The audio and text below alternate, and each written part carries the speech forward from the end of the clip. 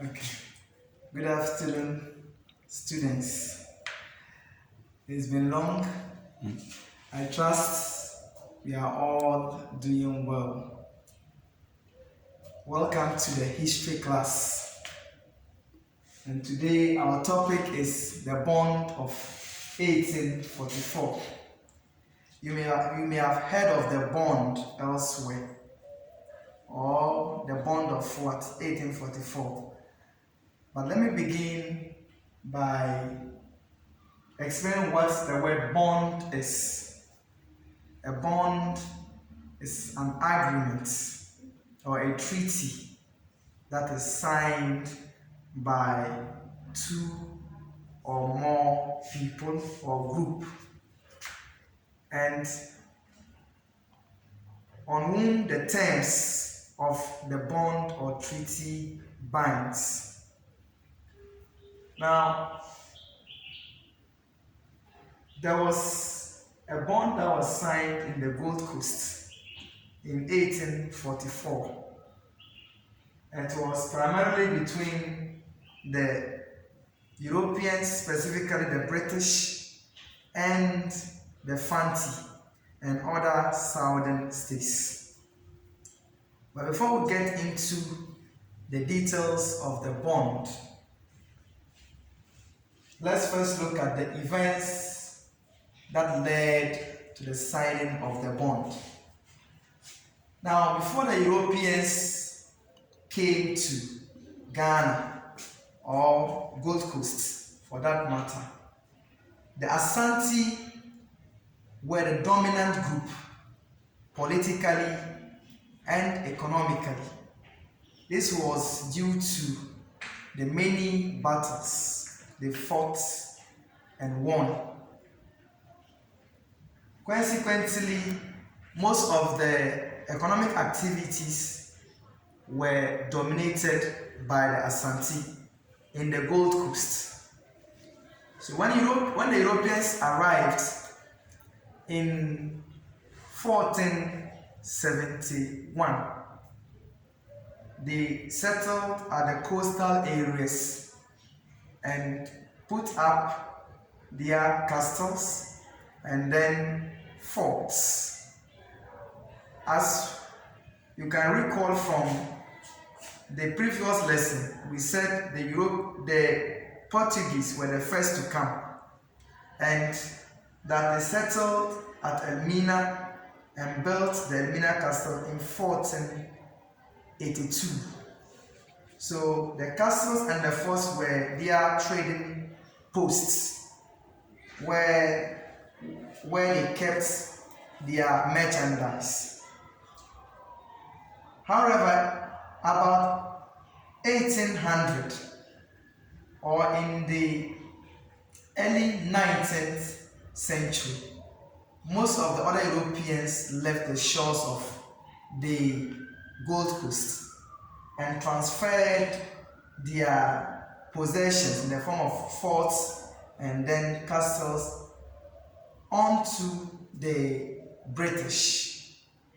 And so the British now took possession of most of the forts and castles in the Gold Coast. But at this time, the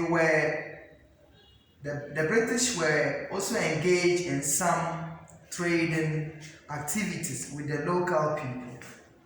So those who benefited most were those who lived at the coastal areas. Among them included the Fanti. And so they served as middlemen in the trade. Middlemen here means that they went to buy the products from the hinterlands or the interior part of the Gold Coast and then sold them to the Europeans or the British who lived in the forts and the castles. The Asante, on the other hand, they were in the interior. So they decided to also get some of their products as in the form of minerals and other raw materials the British were interested in. to the Europeans at the coast. They wanted to have direct access to the Europeans and then trade directly with them. What this means is that they wanted to circumvent the Fanti who lived in the coast and acted as middlemen. This didn't go down well with the Fanti and other southern states. So they tried to prevent the Asante from getting to the coastal areas. They also acted in a way as to soil the reputation of the Asante, in the sense that some of the gold and other goods they bought from them, especially the gold and other minerals, they tried to soil them. They tried to mix them with other things to create the impression that the gold that came from the Asante was not as pure as they expected. This led to clashes between the Asante and then the Fanti. In the early 1800s, especially somewhere around 1820 thereabout, there was a war between the Asante and then the Fanti, what became known as the Mankatasa War. In that war, the then governor of Sierra Leone, who acted at the same time as the, not governor per se, but he acted as the overseer of British possessions in the Gold Coast, interfered with local politics. Though he was asked to stay off, but he intervened on behalf of the Fanti. This led to his death. And so the British decided, after that incident, there was a full-scale war between the British and the Asante, somewhere around 1826. So shortly afterwards, they decided to pull out. Then we had what was known as the Council of Merchants, led by Captain George Mclean. Now, Captain George Mclean got the Asante on one hand, the Fanti on another hand, and the British, led by him, to sign what became known as the Mclean Treaty or the Tripartite Treaty.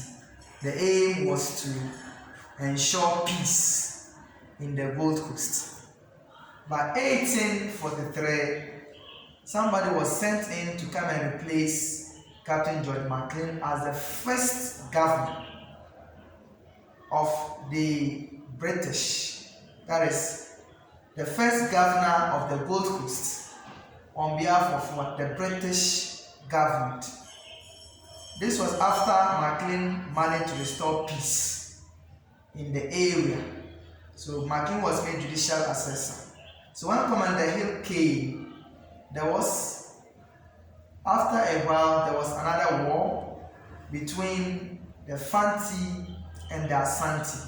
So the Fantis sought the assistance of the British, led by Commander Hill, against the Asante.